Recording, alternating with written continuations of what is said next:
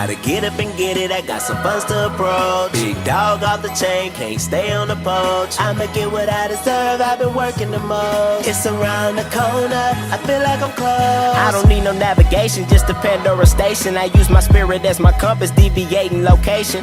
I'm checking geographics, I buried many hatches. If you ever sleeping on me, hope you're down your mattress. Had some nights and no rest, but nevertheless I'm still blessed. I use the powers of my prayers to overcome being stressed. I was working with less, like my name Mr. Rogers, taking trophies from opponents like the Stros did. So y'all were in this room, grinding it out. So what was some of the latest nights that y'all had? How late were y'all up? Cutoff time is 9:30. Cutoff time is 9:30. That's right, man. I think the latest I've been here ever was probably like till damn near midnight. But we weren't even recording it. That was for Welcome to the Dawn. Yeah. You know, and that probably what made you know, the rules change, you know, because we didn't really have a cutoff time when I was making Welcome to the Dawn. We just went as long as we possibly could. And that just did hundreds of takes, and after a while, we weren't giving up because we were pressed for time. We were like, you know what, that sounds fine just because we heard so many. Yeah, exactly, but we had a time limit for this one, so we came in with the drive to do it within a time frame. It gotta be right now. Yeah. And in that, we weren't even thinking about the time then. That became secondary. We came about, we want to get the best take now with the best emotion. For sure. And it's just something that came naturally. Yeah, he was more cool with, as far as like, you know, what I was producing as far as writing and delivery was concerned. You know, if there was ever a bar that didn't sit well with him, you know, he's not going to wait on me to tell him to cut. He's going to be like, nope, do it again. Well, you know, was it the performance of the bar, or was it the actual bar itself? Like sometimes it could be both. Okay. You see, he could be doing it in the right tone, the right pitch, or he could be doing it loud enough or aggressive enough, but just for somehow there was just an energy like it wasn't believable. I could not feel it. Yeah. And then I would stop it and I'd be like, everything's fine, let's just do it again. Yeah. And I said, just mean it this time. Say it like you're saying it to somebody. Yeah, for sure. And then as soon as we hit record again, the impact was just there. And it's funny because, like, you know, my inspiration comes from so many different places, but like for a couple of pockets on this album, one in particular comes to mind.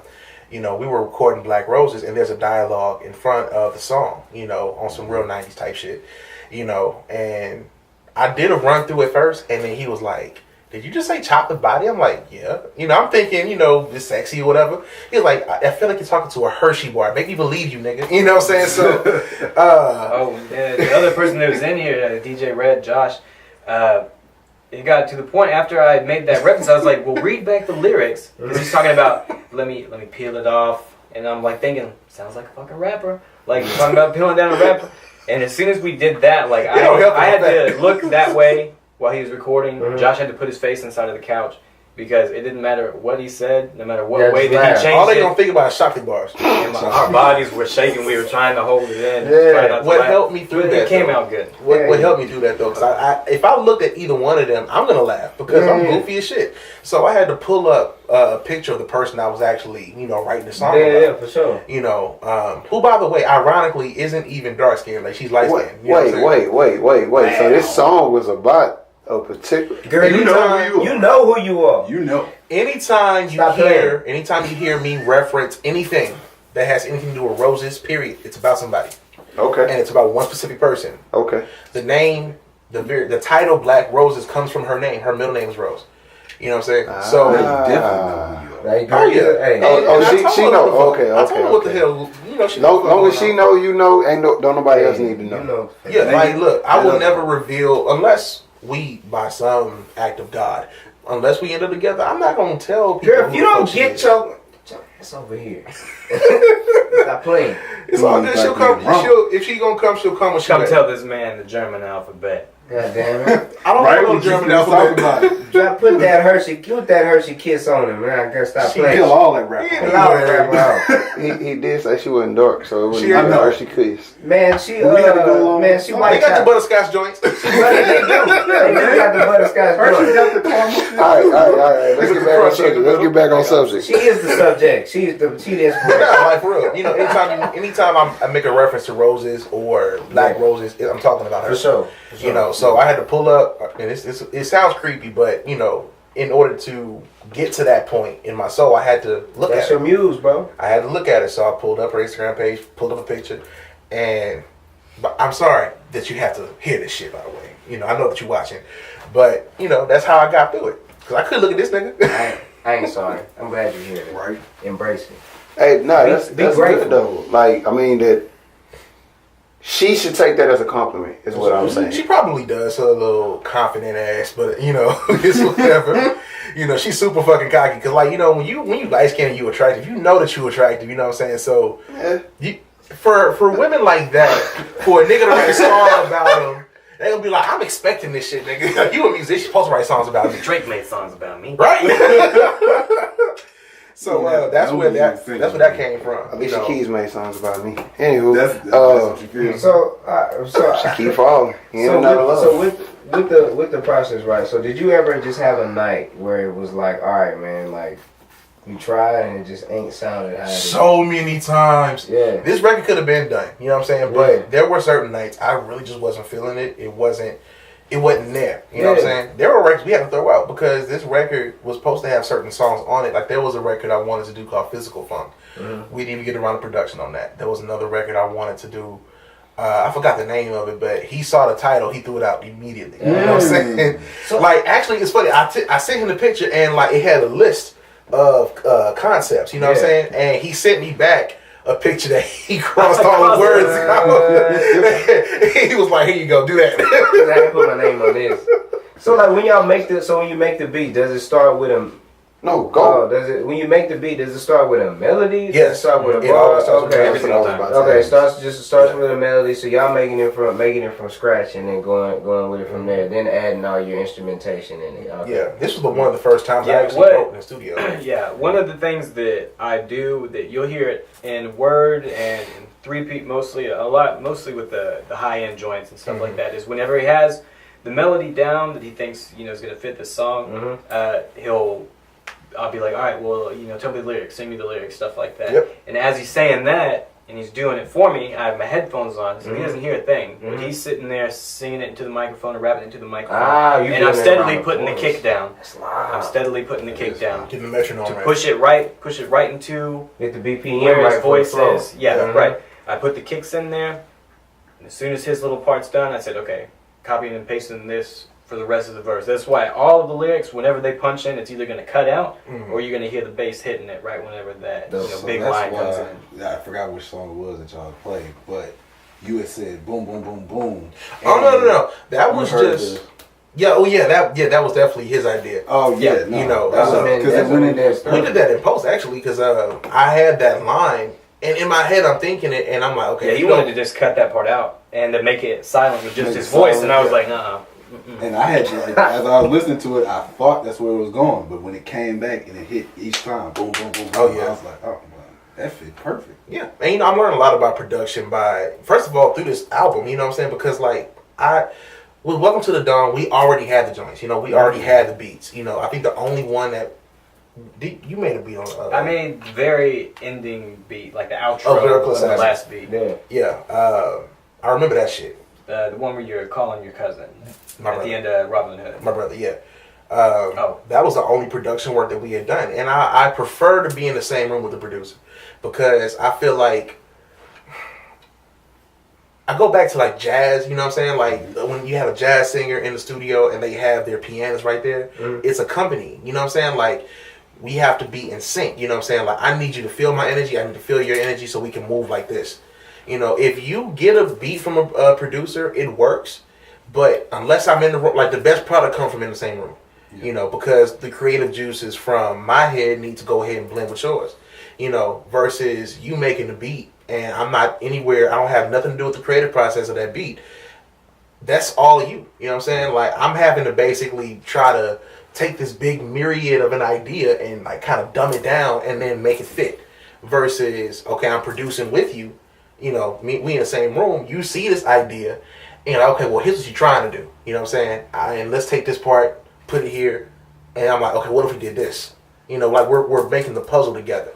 Not even putting the puzzle together, but making it, creating it as we go along. It's a full story. Exactly. With both of y'all. A lot of the best parts in this album, it didn't even come from planning or anything like that. Like one of the songs that we did that DJ Red isn't posted on as a feature is because he was just helping out with the production, and he was just sitting there on the couch, and we were figuring out what the chorus was going to be. We were finishing all the verses, and we just heard him going, so we were like, wait, what's that? And he would just sang a little melody, and he had some words here and there, and Nu Soul snapped his finger. He said, "Dude, get on the mic." And then from there, he wrote this dope ass part, and I was like, that ending. I said, that ending is great. I said, let's have that be a pre-chorus, and then the chorus is going to be that last part on repeat, full choir. We did a lot of choirist things in this EP, and it was just like the same word. It was so repetitive that it wasn't like a bad repetitive, but it's one that you have to say it over and over again because that everybody's going to be yelling it right back at you. So that it's like a lot of things that is just sheer vibe luck. Like if you're there together, vibing together perfectly, you're gonna get shit like that, and that's some of the best stuff on the album. So given that y'all were in y'all's natural environment, your natural habitat with it, man. What's the takeaway that y'all want people to have from Sapio? The takeaway I want you to first of all listen to the lyrics, because right now everyone's favorite is Word. That's the first song out there. It's got a visual to it. Most people don't know that song is like actually conscious. What was that line? There was something I talked about. Well, just to give you an outline of it, I talked about black-owned businesses in the community and supporting said black-owned business in the community. My homeboy Del Raps, shout out to Del Mario, by the way. Del Raps is in the building. Homeboy said Wakanda is real, spread the peace, my kings. Like that's actually. We know that Wakanda ain't real, but the idea of Wakanda can still be very much real. That's why I will always tell people Black Panther is definitely a real hero to all of us.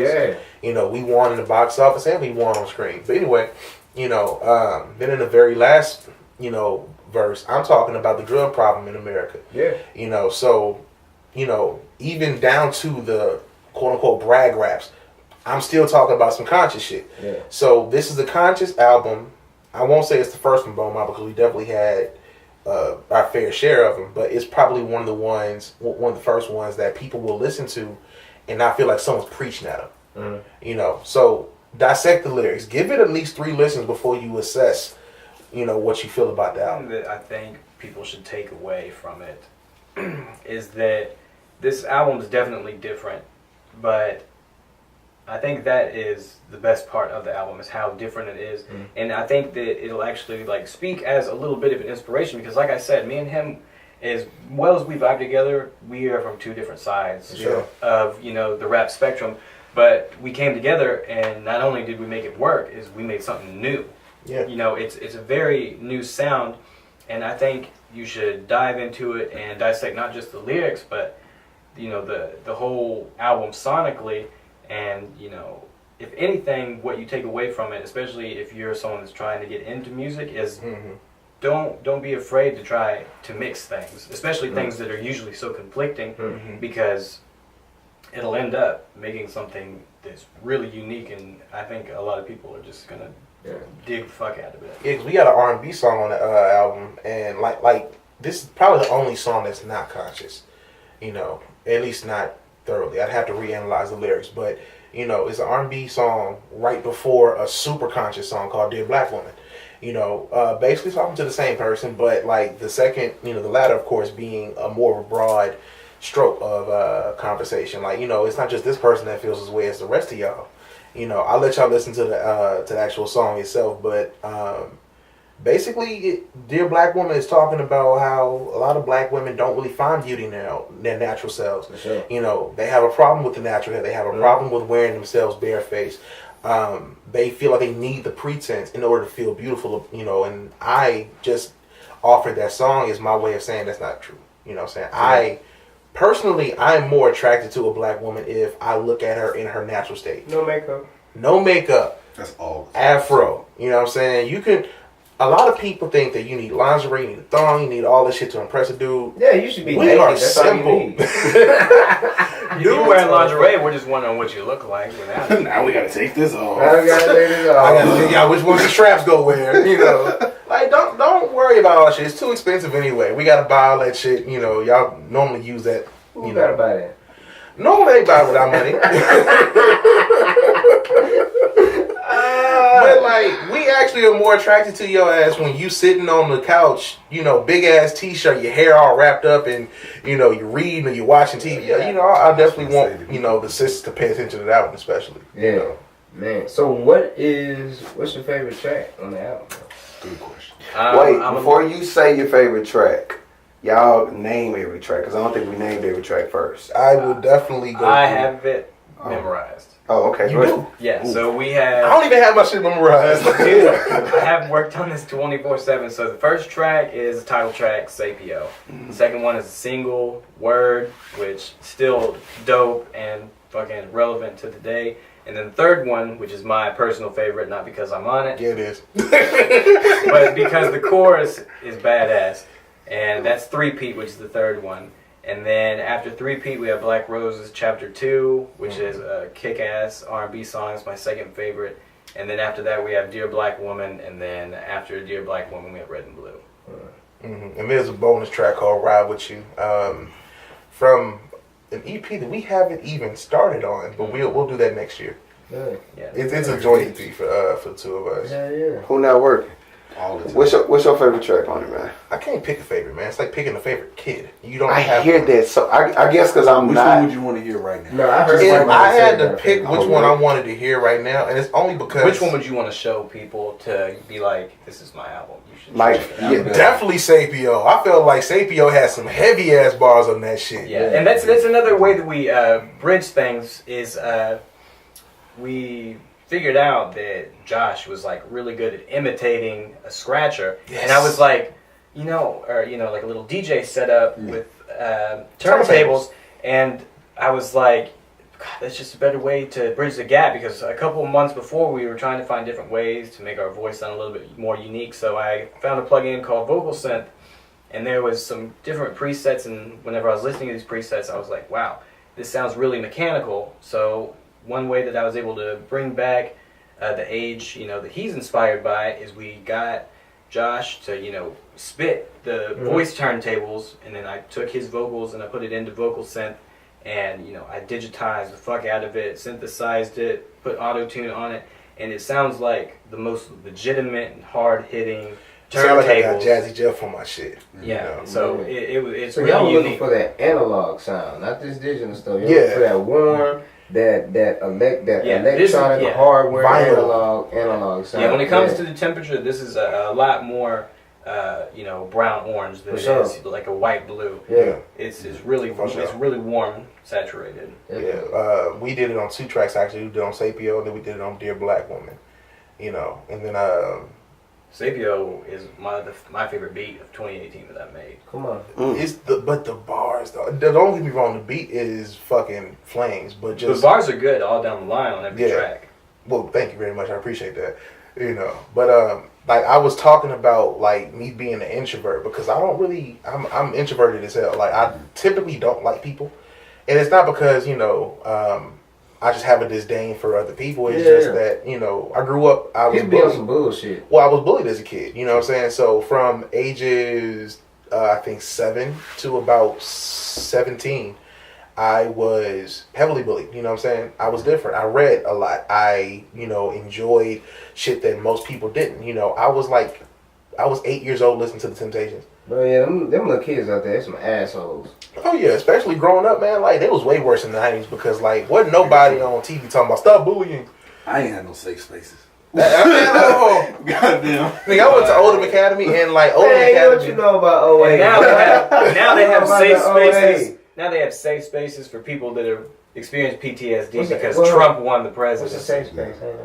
Like place where you can go to you like see how- counseling and stuff like that. You were 90s kid. You ain't supposed to hear about no safe space. Oh, You know what safe space little is? cubby Sleep, room? nigga. Could be room, but they have safe spaces on college campuses just like here. Bro, Like, I I'm will- supposed to not touch you cute. I knew somebody that light. brought a paper bag to school every day. And anytime that he was anxious, he put that paper bag over his head, and that was his safe place. He'd sit there dead silent. Paper This bag. is home base. You can't touch me. It's home base. It's stupid to me. Don't get me wrong. I was bullied as a kid, but like They softened up. they soften way the fuck up. Like this, they had this new thing, cyberbullying. I'm like, look, just turn your computer off. You see how you can't hear that motherfucker no more? You see how that shit work? I don't understand it. First of all, how do you cyberbully? How do you let somebody cyberbully you? They're not in front of you. All you gotta do is you keep This reading is it. the Log on. one You're thing. bullying yourself. This Right. is one thing that I did. If I was ever arguing with somebody about something on the internet, because everybody likes to argue on the internet. Love Facts. that. The first thing that they say that is disrespectful, instead of getting mad, instead of this, and that, copy, paste my address, send it off.